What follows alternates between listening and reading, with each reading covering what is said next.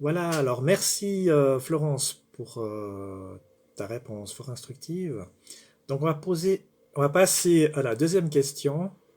Pourquoi WordPress et pas un autre outil?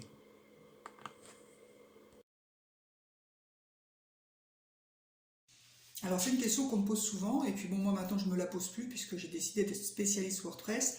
Des fois les gens me disent mais tu fais pas autre chose? Non, je ne fais pas autre chose, je ferai du WordPress, que du WordPress, rien que du WordPress. Alors pourquoi? Parce que bon, déjà WordPress c'est le Content Management System, le CMS le plus utilisé au monde, donc c'est pas pour rien. En fait c'est un système qui est très souple, qui est très adaptable, très évolutif. On peut démarrer avec un site vitrine et rajouter une boutique en ligne ou ce qu'on veut en fait dessus, tellement il y a, je crois il y a plus de 50 000 extensions possibles, donc c'est absolument énorme. Et aussi WordPress est très adapté en fait au code. Alors moi je suis nulle en code, mais le code de WordPress est très adapté en fait au référencement Google, donc ça convient très très bien, et il y a aussi des extensions qui facilitent le référencement.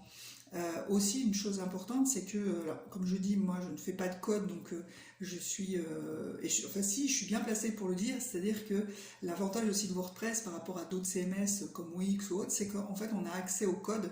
Donc si je veux faire une modification du code du site, eh bien, je demande à un codeur. Donc si vous savez coder, vous pouvez aussi faire des modifications dans le code. Et ça, ça va vous permettre aussi eh bien, de mieux adapter votre site aux exigences notamment de Google qui représente plus de 95% des recherches.